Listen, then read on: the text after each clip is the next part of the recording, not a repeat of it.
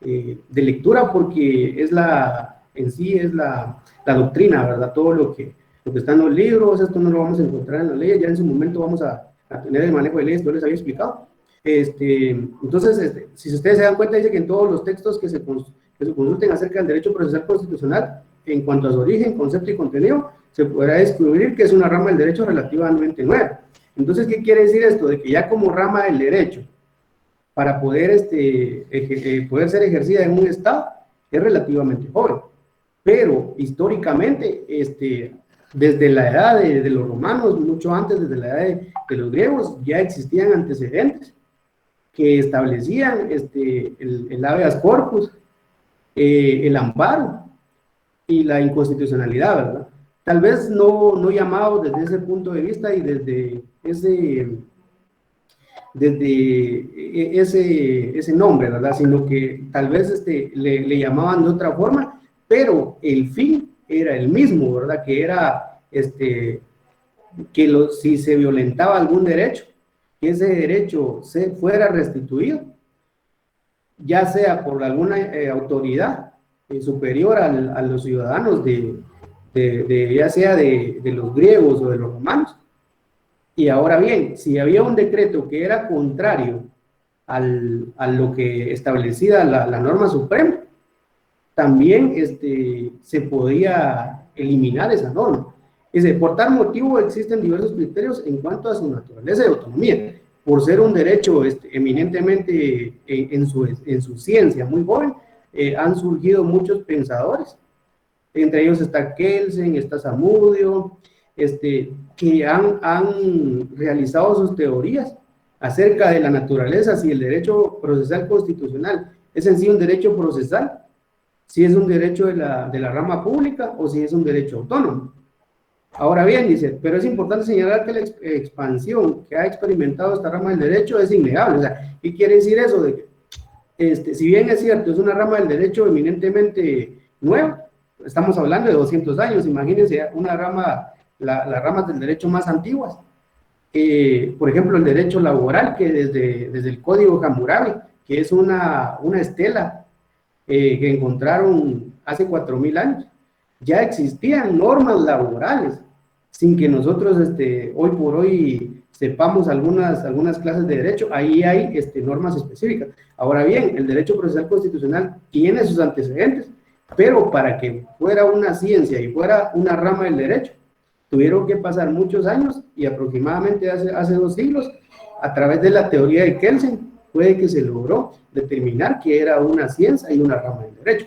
Ahora bien, ya sabemos que es una ciencia y una rama del derecho, que ya sea que es por el estudio histórico que se ha hecho o por el estudio científico.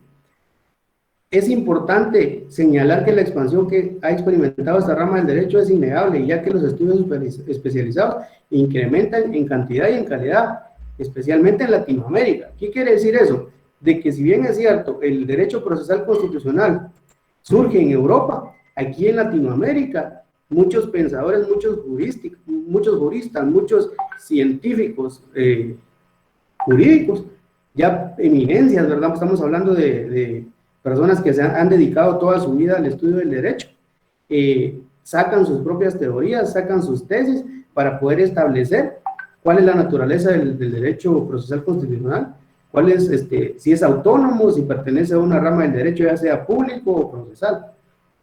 Ok. En las generalidades seguimos viendo. En tal sentido, podemos establecer que el derecho procesal constitucional, como toda rama de la ciencia del derecho, tiene una doble significación.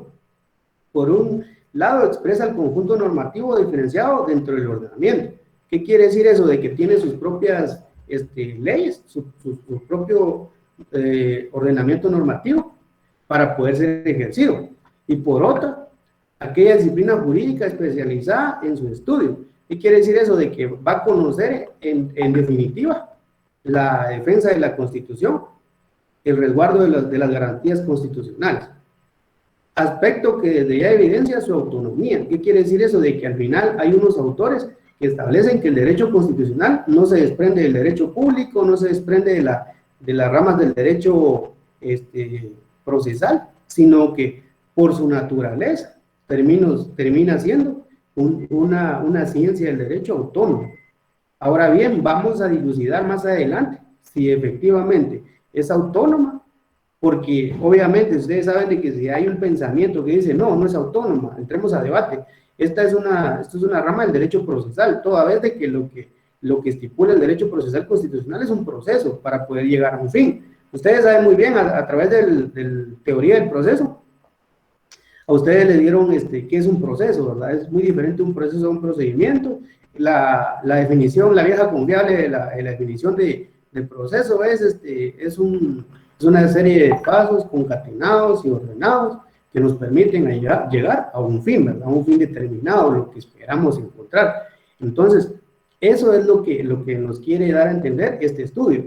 Es una rama del derecho procesal o es una rama del derecho público, toda vez de que la relación es entre particulares y el Estado, entre entidades estatales.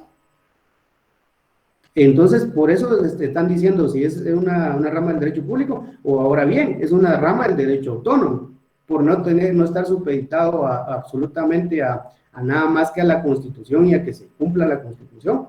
Las formas y los mecanismos para poder ver que la Constitución se cumpla, obviamente si se va a violentar, y si ya se violentó, velar porque esa violentación que se hizo se vuelva a retrotraer para dejar en estado original, obviamente no en el estado en que estaban las cosas, pero sí dejarlo en el estado en el que tuvieron que haber tenido y haber sucedido, ¿verdad?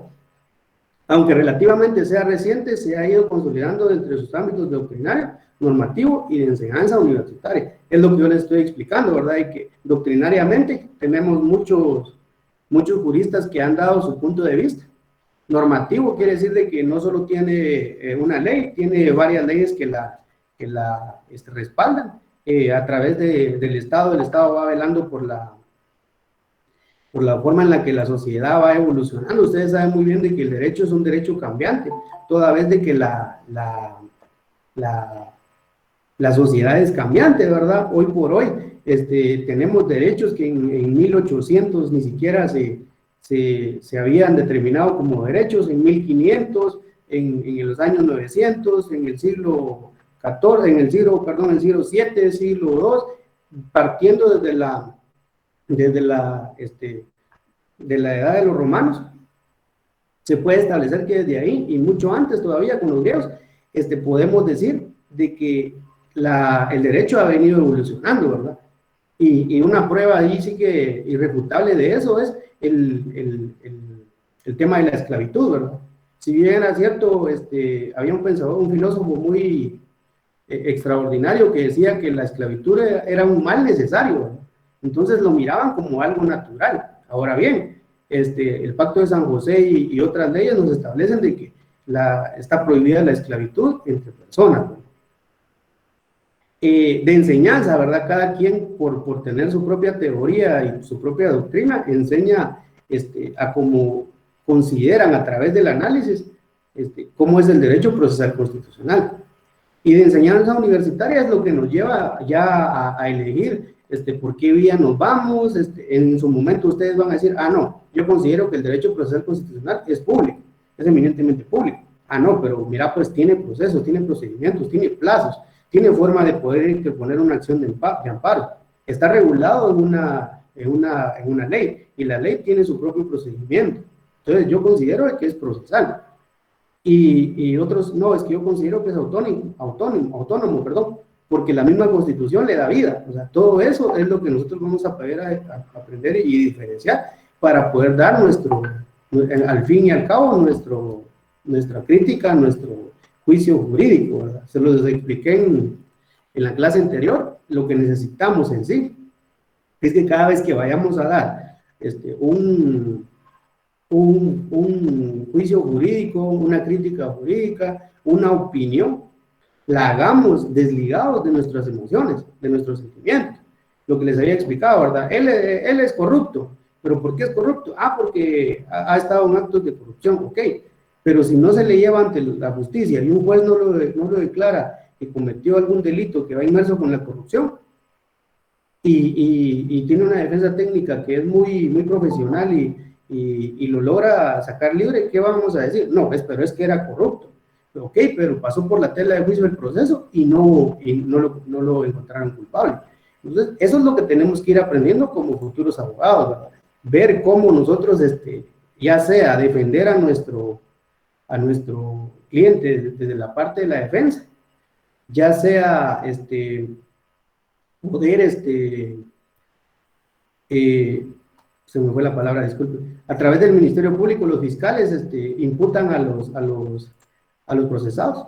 Entonces, ya sea a través de esa forma, también culparlos, perdón, tratar de culparlos, ¿verdad? Entonces, tenemos que tener las técnicas necesarias y adecuadas para poder ver, bueno, aquí podemos hacer esto, podemos hacer aquello, a través del conocimiento del proceso y de la ley, y aún así de la doctrina. Si no tenemos ese conocimiento, no podemos ir a jugar de que sí lo sabemos, ¿verdad? Tenemos que estar muy seguros los abogados, tenemos que estar muy seguros de lo que estamos haciendo, porque a la larga, el derecho de quien estamos defendiendo o a quien estamos acusando es una persona que a la larga va a tener una repercusión, ya sea positiva o negativa, en su vida, ya sea pecuniaria, ya sea de libertad, ya sea de la limitación a sus derechos, como se los había explicado la vez pasada, la limitación del derecho a la libre locomoción. Ahora bien, por eso es necesario tener presente que el derecho procesal constitucional tiene una data sumamente amplia como fenómeno histórico y social y un pasado reciente como ciencia. Es lo que yo les estaba explicando, como fenómeno histórico y social. Desde los griegos y desde los romanos tenían una forma de cómo hacer para que las personas, a los ciudadanos romanos y a los ciudadanos griegos, no se les violentaran sus derechos. Ahora vamos a ver.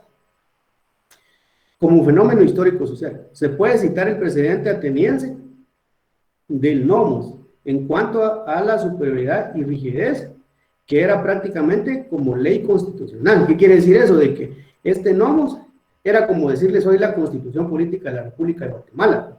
Y si en la Constitución Política de la República de Guatemala establece la aportación legal de arma de fuego, que si usted cumple todos los requisitos, en ese entonces me imagino que no eran armas de fuego, sino que eran espadas.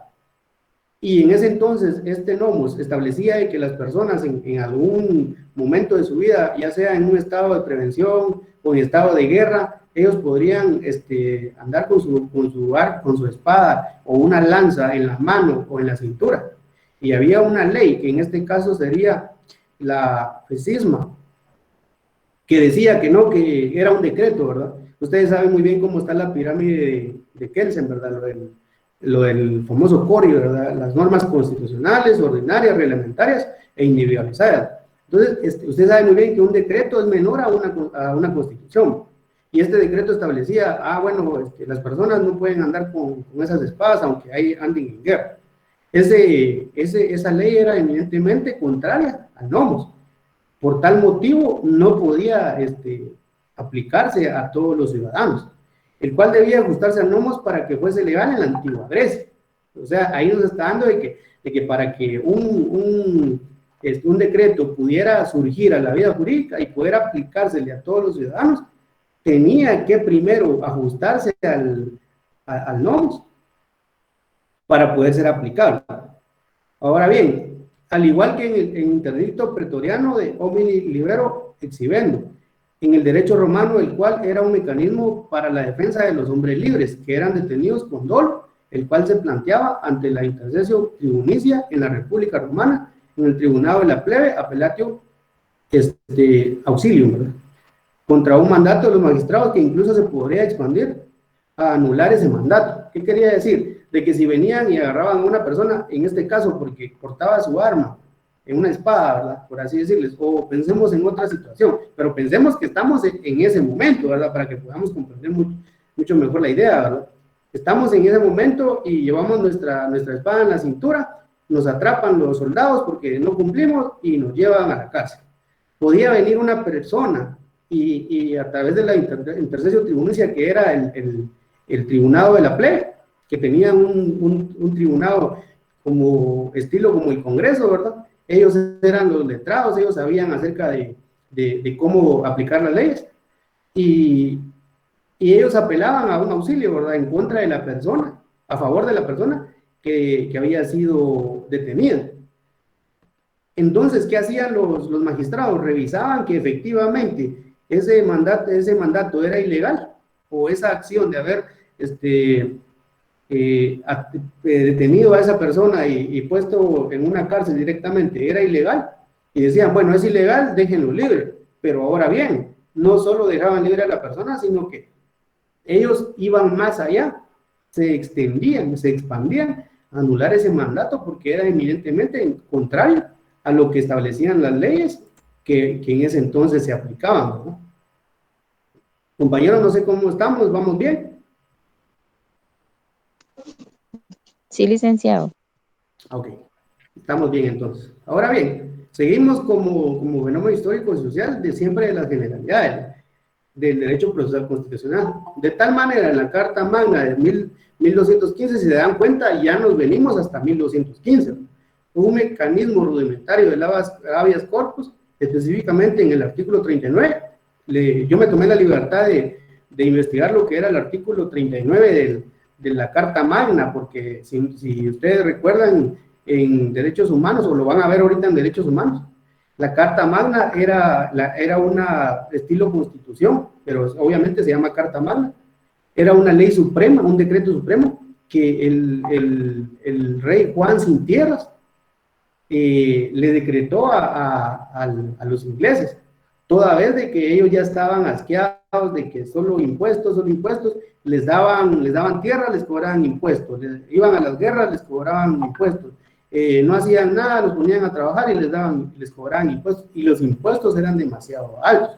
Entonces, ¿qué hacían? Aún las personas allegadas al rey estaban quedando empobrecidas. Entonces, incluso las personas allegadas al rey se reunieron para poder hacer esta Carta Magna. O sea, estamos hablando de toda la Carta Magna. En el artículo 39 establece: ningún hombre libre será arrestado o detenido en prisión o desposeído de sus bienes, proscrito o desterrado o molestado de alguna manera, y no dispondremos sobre él ni lo pondremos en prisión, sino por el juicio legal de sus pares o por la ley de su país. Si ustedes se dan cuenta, en su momento, en el 8º semestre o 9º semestre, ustedes van a ver derecho internacional público y derecho internacional privado. Hace más de 8 siglos, unos años más, meses menos, ya establecía, miren, un antecedente del derecho internacional, porque le está dando la autorización que en ese estado, en ese reino, se pudiera aplicar otra ley de su país.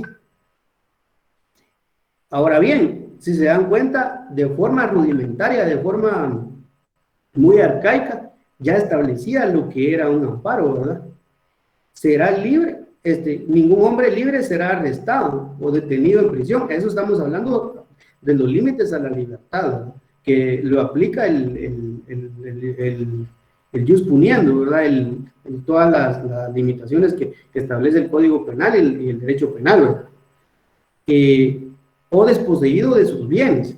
¿Qué pasaba? ¿Por qué ponían esto de desposeído de sus bienes? Si las personas no querían dar el tributo de forma voluntaria al rey, ellos investigaban a ver si tenían alguna joyas de la familia, dinero, tenían, en ese entonces ya se empezaba a aplicar la moneda, ¿verdad? Algún tipo de moneda, títulos realengos, y lo que hacían era que se los quitaban. Y dice, o proscrito o desterrado. ¿Y qué hacían? Si no tenían cómo pagar, les quitaban la tierra, ¿verdad? ¿Y qué hacían ellos ya desamparados, sin tierra, tal vez algún familiar preso y sin ningún centavo para poder financiarse y volverse emprendedores, ¿verdad? Que esa palabra es muy famosa ahora aquí en Guatemala, más con el COVID, ¿verdad? Muchas personas, pues, nos volvimos, puedo decirle también, emprendedor, y pues ahí estamos luchando, ¿verdad? O molestado de alguna manera, y no dispondremos sobre él ni lo pondremos en prisión, sino por el juicio legal de sus pares. Ahora bien, ustedes saben, me imagino que ustedes se pueden identificar más o menos en la Constitución Política de la República de Guatemala. No sé si me logran ver ahí. Aquí la tengo. Sí, licenciado, se ve. Sí, licenciado. Necesito que hablen. Dele. Necesito que abran su Constitución, que le digan Constitución, mucho gusto. Vamos a leer un par de artículos para poder comprender desde cuándo están los antecedentes del derecho constitucional. Es una broma, ¿verdad? Espero que no la tomen a mal. Ok, si ustedes se dan cuenta, el artículo 12 de la Constitución Política de la República de Guatemala nos establece derecho de defensa. La defensa de la persona y sus derechos son inviolables. Nadie podrá ser condenado ni privado de sus derechos sin haber sido citado, oído y vencido en proceso legal ante juez o tribunal competente y preestablecido. No sé si ustedes se logran comprender. Ahora sí, ni lo pondremos en prisión, sino por el juicio legal de sus pares.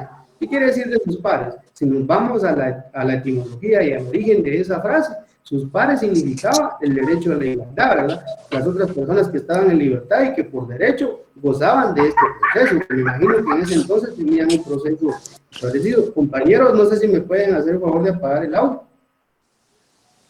Por respeto a los compañeros que... Ya, Carlos, por favor, su micrófono. Perdón, lo siento. ¿Estamos bien? Sí, licenciado, disculpe, ya no volverá a pasar. No tenga pena. Bueno, miren, pues ahorita les ustedes ya tienen, ya la mayoría se agregó al Classroom. Sí, licenciado. Ok, bueno, miren, yo les voy a poner una tarea muy fácil, muy sencilla. Yo investigué el artículo 39 de la Carta Magna de 1215. Ahora ustedes me van a hacer el favor, van a investigar el artículo 61. Sin mucho, con unas 3 o 4 líneas, así a renglón abierto, a renglón cerrado, como ustedes quieran.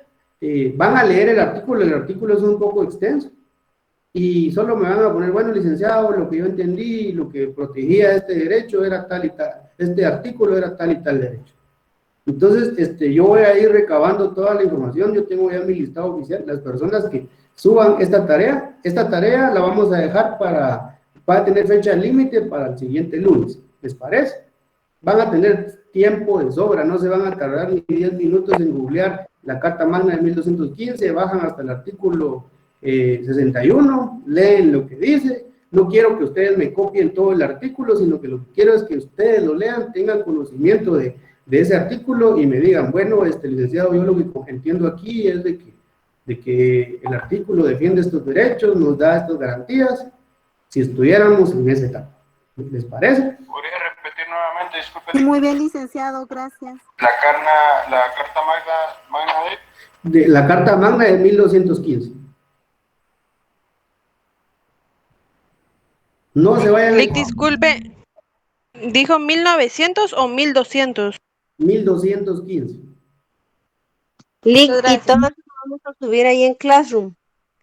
Sí, todos los van a subir en Classroom y yo lo voy a chequear, ahí sí que eso se chequea rápido, por eso mismo no les estoy pidiendo que se extiendan demasiado. A mí me gusta leer, ¿verdad? Pero no lo extiendan demasiado porque también quiero leer unas 2 o 3 líneas por cada compañero. Vamos a tener hasta el día lunes, antes de la clase, yo lo voy a programar así, para que ustedes puedan entregar esa tarea. Es una tarea eminentemente fácil. ¿Eso qué va a hacer? Es que va a motivar el conocimiento de ustedes para que ustedes puedan decir, por eso era de que estamos estudiando esto, desde ahí viene y desde antecedentes aún más lejos, ¿no? Entonces... Licenciado, perdone, reconfirmando, artículo 61 indicó, ¿verdad? 6.1, artículo 61, 6.1. Gracias, licenciado. Ahí estamos. Lo que sí les voy a rogar, compañeros, es de que a veces uno actúa de buena fe y le da copia a la persona de lo que yo creo que significa ese artículo o lo que declara ese artículo. Les voy a pedir, yo sí voy a leer toditos los comentarios. Lo que sí les voy a pedir es de que no me gustaría ver, cada quien tiene su forma de pensar. Y no me gustaría ver que prácticamente le dieron copy-paste a la idea del otro compañero, porque si ustedes bien saben, tenemos el derecho a la igualdad, pero todos somos diferentes y todos pensamos de una forma diferente. ¿Les parece, compañero?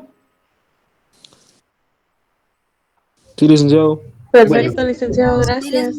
Ok, bueno, entonces dice, y si ustedes se dan cuenta, aquí mismo la diapositiva les está dando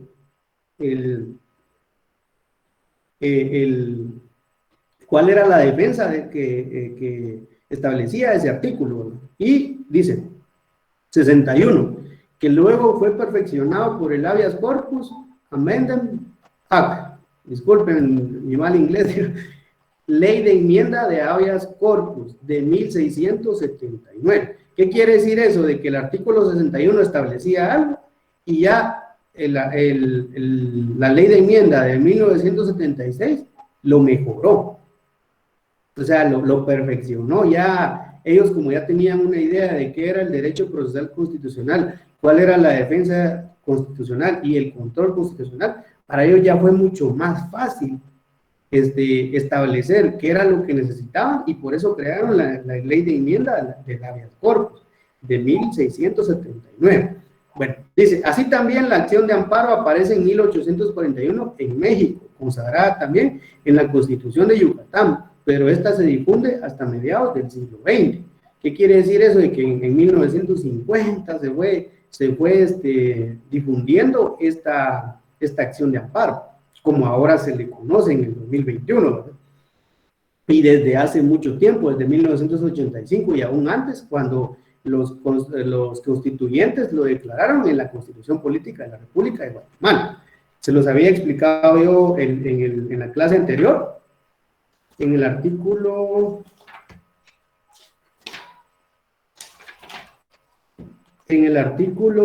específicamente en el artículo 265 de la Constitución Política de la República de Guatemala, nos establece procedencia del amparo.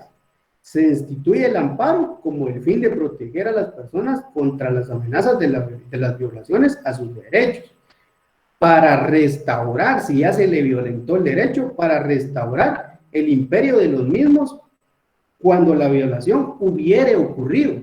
¿Qué quiere decir eso? De que ya estamos en el contexto de que nos violentaron nuestros derechos. Ya no es de que, ay, me van a violentar mi derecho. No, ya el derecho está violentado.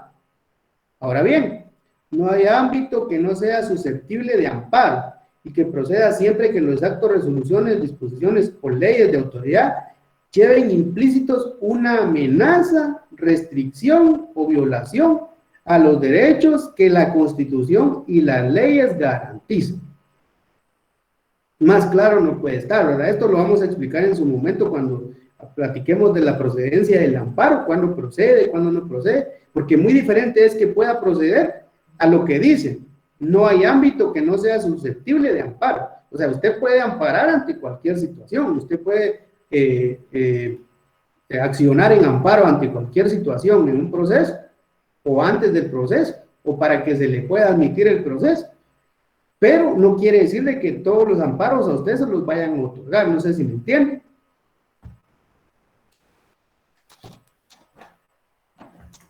¿Estamos bien, compañeros? Sí, licenciado. Bueno, entonces Sí, dice, licenciado. por tal razón, el derecho constitucional adquiere especial relevancia a partir de los inicios del siglo XX. ¿Qué quiere decir eso? En 1920, con la creación de las Cortes Constitucionales checoslovaca y austriaca, en 1920, bajo el modelo kelseniano. ¿Qué quiere decir eso? Ustedes en toda su carrera se metieron a esto y aquí nadie sale vivo, ¿verdad? Se metieron a esto y siempre van a escuchar a este señor, a Kelsen, ¿verdad?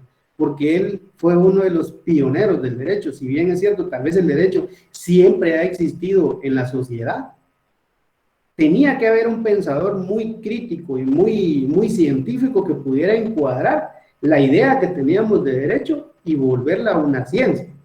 ¿Estamos bien con esta explicación? Sí, Lic. Gracias.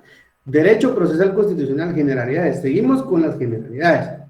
Como fenómeno histórico, social. A partir de que en Europa se crean los tribunales constitucionales a los que se les otorga jurisdicción y competencia. Ustedes saben muy bien qué es la jurisdicción y qué es la competencia, ¿verdad, compañeros?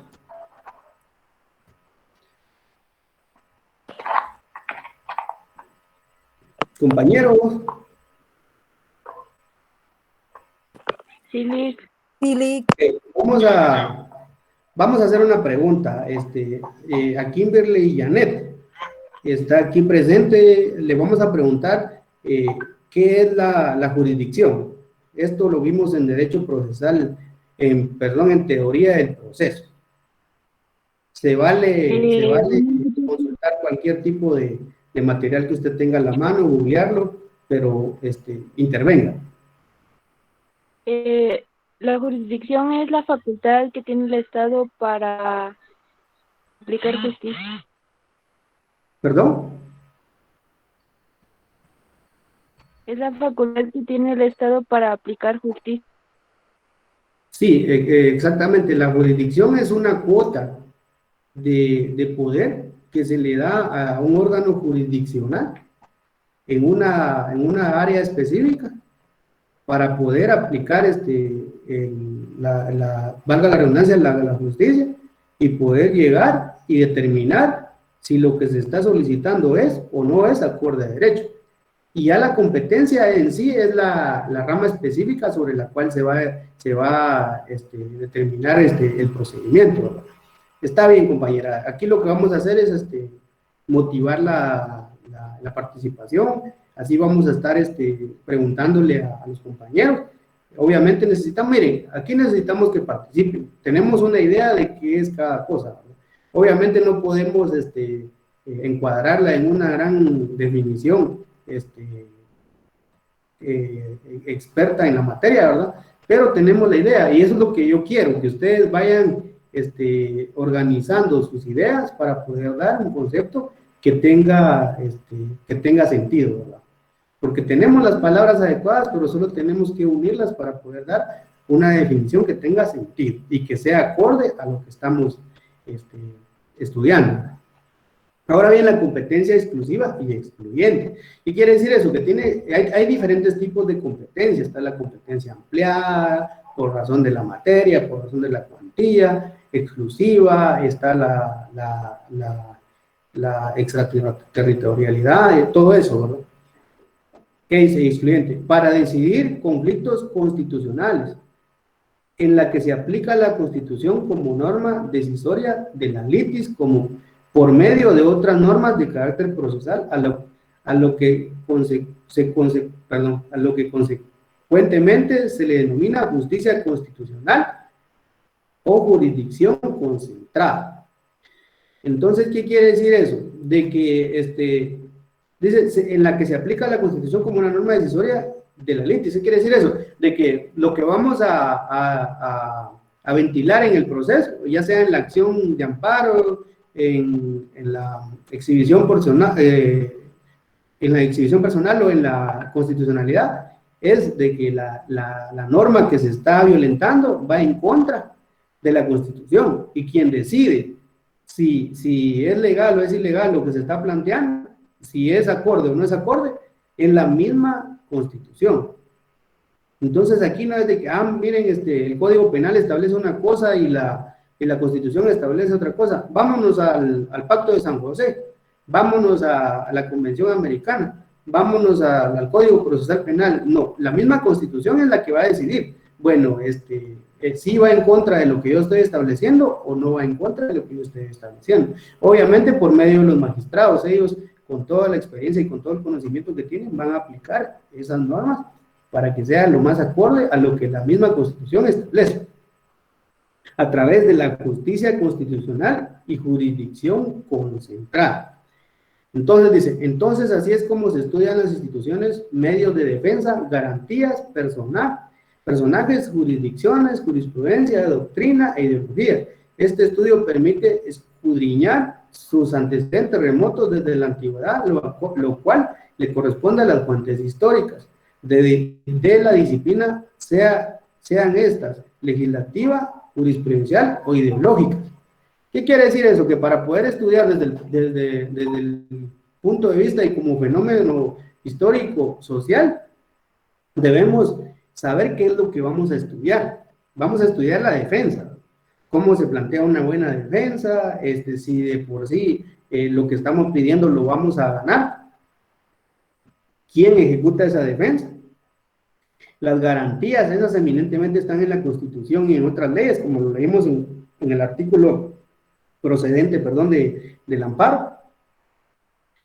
Los personajes, en este caso los magistrados, los letrados, el abogado accionante junto con el violentado de los derechos, si interviene el Ministerio Público, las jurisdicciones, a quién corresponde conocer acerca de este tema, la jurisprudencia, ¿qué quiere decir jurisprudencia? ¿Cuántos fallos tienen que haber en un mismo sentido para que sea jurisprudencia? La doctrina, que es lo que establece cada libro que nosotros vamos a leer, y las ideologías, que esto ya es eminentemente lo que piensa cada quien, ¿verdad? Y puede ser una ideología muy fuerte o una ideología un poco débil, ¿verdad?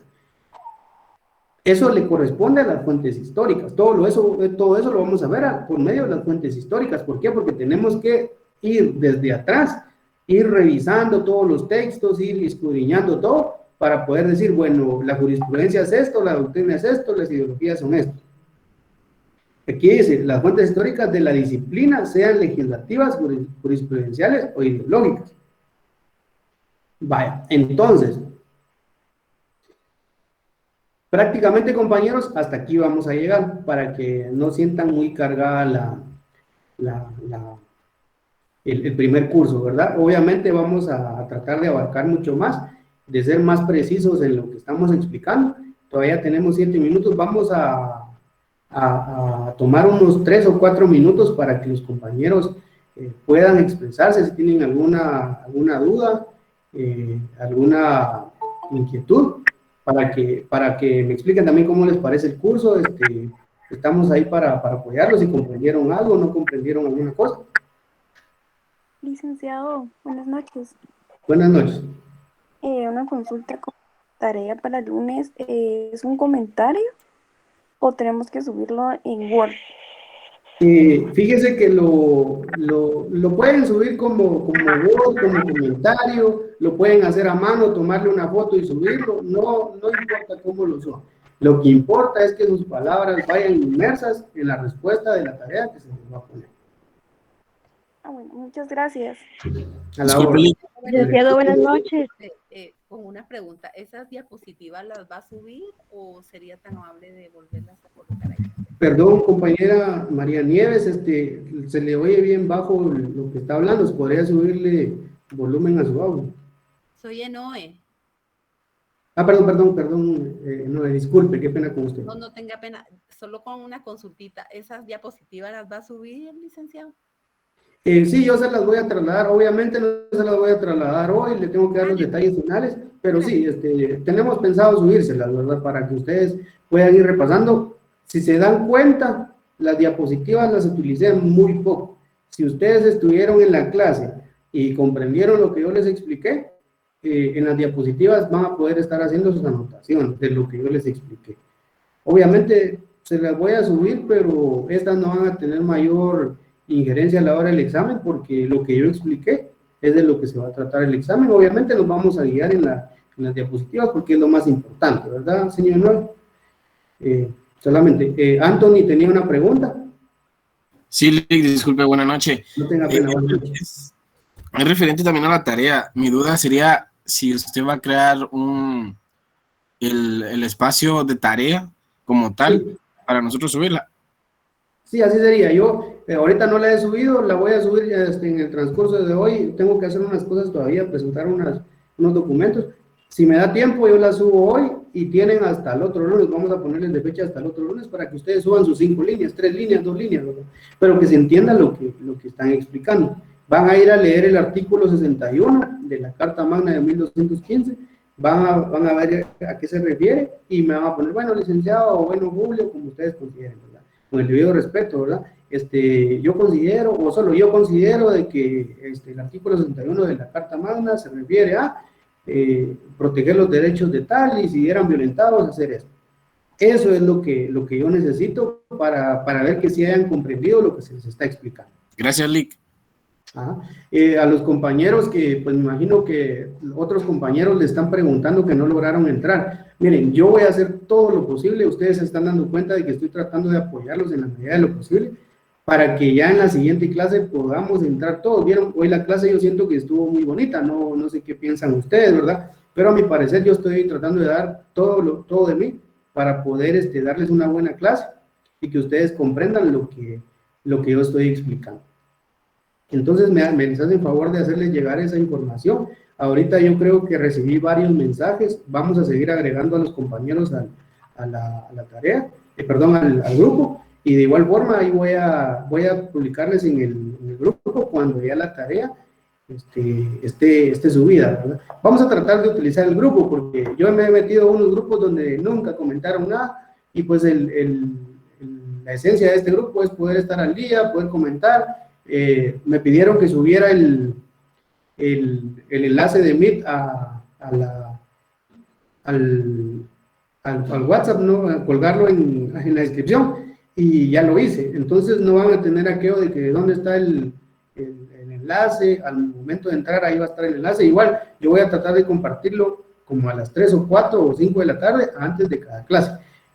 Voy a ver cómo solucionarlo. Nuevamente les digo lo de la conexión del internet, de los dos grupos, o volverlo solo uno, y vamos a hacer algo. El día lunes, como empezamos un poco más temprano, voy a tratar de empezar un poco más temprano, para poder hacer un repaso de lo que vimos hoy, por derecho a sus compañeros que no se pudieron meter a la clase, y ya a las 6 de la tarde, 6 y 10, en lo que ya están conectados todos, volvemos a dar el siguiente contenido. ¿Les parece?